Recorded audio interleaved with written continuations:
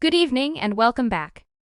Today on Capitol Hill, a moment that started with humor quickly shifted into a sharp political confrontation, putting the leadership of the Department of Homeland Security under an intense spotlight.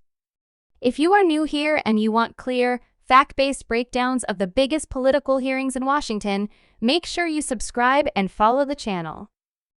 We break down the moments that matter so you understand not just what happened, but why it matters. Exhausted. No, not at all. I think we're setting records like Mr. Biggs and now John Lay from California. You're gonna go for the record? If I'm being honest, I threw out 50 of them. God bless you. Let's go. So let's get started. All right. A Vox article, the mess that Kristi Noem made. Without objection.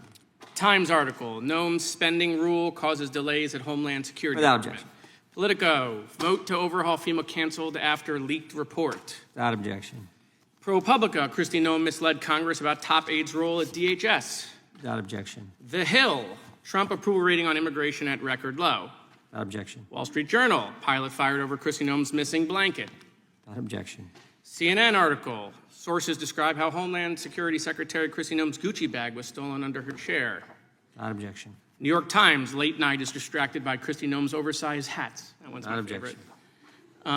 And a Times article, some Republicans join calls for DHS Secretary Kristi Noem to step down. Without objection. All right, thank you, Mr. Chairman. Appreciate your indulgence. Before I begin, first let me say to the families that are still here, I am very sorry for your loss. I watched parents in my hometown of Parkland bury their kids after the shooting at my high school at Marjorie Stoneman Douglas, and I can't tell you that it was an out-of-body experience, and there's nothing like burying a child. So I am deeply sorry for your loss. Madam Secretary, welcome. Good afternoon. Thomas Massey mentioned Ron DeSantis' response during COVID. Well, you're looking at the guy who ran that response. I was the Director of Emergency Management for the state of Florida.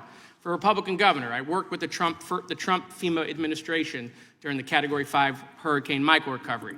That Trump's FEMA was great.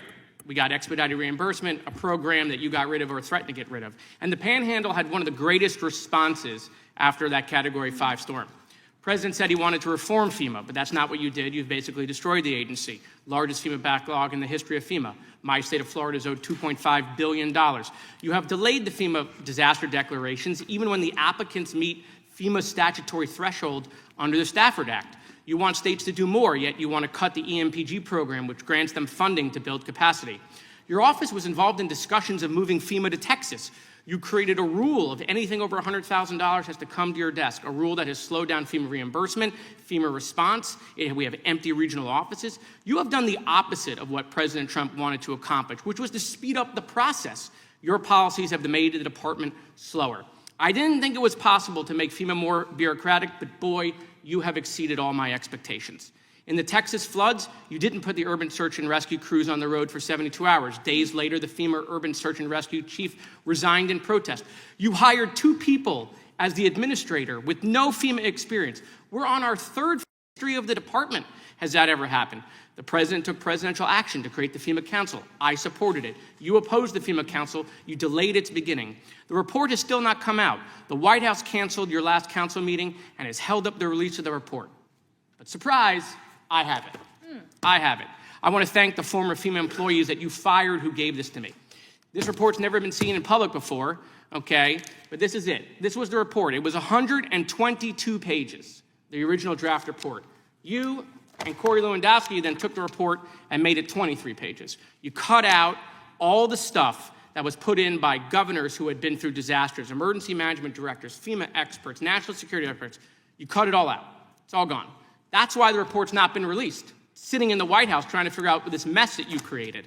So instead of getting the recommendations we need, now we have nothing. You've called Corey Lewandowski a special government employee. I understand what government means. I understand what employee means, okay? But I don't know what makes him special. Now, I want to give you an opportunity to answer on the record to Ms. Kamlager-Dove's question. I know you said it's garbage, and it may be, but I really think you need to say the word no into the record so that you can clear that up. I think the ridiculousness of this and the tabloids that you are quoting and referencing are insane. And this has been So that's a no? something that I've refuted Is for that a no? years, and I continue to do that. So it's a what no. I would tell you is We when can move on. regards Hold to on. what you're Madam Senator, doing, we can move on. I'm not going to belabor it. If it's this is what you do. Hold on. The socialist, I'm not doing anything. Liberal left Okay. is you go off and you attack conservative women, and you say that we're either stupid I haven't or said we're anything. sluts. All right, so listen. And that's what you do. Yesterday, And I will tell Richard, you, sir, yes, reclaiming I will my tell time, you, Mr. sir, Chairman. I Mr. am Chairman, neither of reclaiming my those. time. I You am were asked neither by of Richard those. Blumenthal This is from yesterday. the You were asked. playbook. You were Comes asked out by of the Richard Democratic Blumenthal Party. yesterday if Corey was involved in approving contracts. You said no. Do you want to correct that? What I would say is that he has an advisor to the Department of Homeland Security, has no Madam Secretary, decision-making do you want to correct authority. it? Yes or no? You don't want to correct no it? Fine. decision-making authority, hold no on. role in Not a contracting. problem. According to one of the FEMA administrators that you fired, there is nothing, including contracts, that is brought to you that he hasn't reviewed. In fact, a significant amount of DHS internal routing documents has his signature on it above deputy secretaries. Okay? That former FEMA administrator wasn't fired by you, the secretary. He was fired by Corey. It was Corey that called him into your office. It was Corey that made him to submit to a polygraph test. The $100,000 spending rule that you created that comes to your desk, you're not even sitting at your desk. It's Corey who's sitting there. ISIS said the Republicans should be happy at the job that you're doing. Really? You're looking at the person who single-handedly took the president's signature core issue, immigration, the issue that got him elected from 59% to 39%. 200 miles of border walls being held up by you. They had to bring in Tom Homan, pull out of Minnesota. I think the country needs a national divorce from you on biblical grounds. I mean, if Donald Trump was still Apprentice Trump, he would look at you and he would realize you're the weakest cabinet member and he would fire you. And if the president said to you that only way DHS could reopen is if you resigned, I hope you would take him up on it. Now, I want to end on a happy note, Mr. Chairman, real quickly. The president gave all sorts of stuff out during the State of the Union. I don't want you to leave. I got you a new Coast Guard blankie, the one you lost.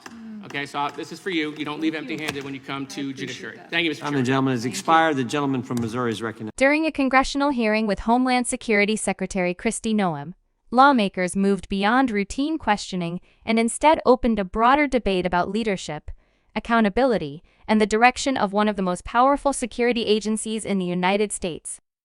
The exchange began with a light moment inside the hearing room. A lawmaker joked about the number of questions being asked, suggesting they might be setting records for the length of the questioning period. Another member playfully admitted they had already thrown out dozens of questions because there were simply too many issues to cover. But what followed was not lighthearted at all. One by one, the congressmen began entering news articles into the official congressional record. Each article highlighted criticism or controversy surrounding Secretary Noem's leadership at the Department of Homeland Security. This is a strategy lawmakers sometimes use during hearings. By submitting media reports into the record, they create a documented narrative that frames the broader context around a witness's leadership or decisions.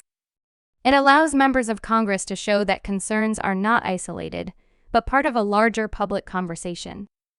Among the reports cited were investigations and coverage from several major outlets. Some questioned management decisions within the department. Others raised concerns about policy delays and internal disagreements. One article focused on a proposed overhaul of FEMA that reportedly stalled after a leaked report sparked controversy. For viewers trying to understand why that matters, FEMA, the Federal Emergency Management Agency, sits inside the Department of Homeland Security. Its job is to coordinate federal disaster response across the country. Any delays or disagreements about its structure could affect how the government responds to hurricanes, wildfires, floods, and other national emergencies.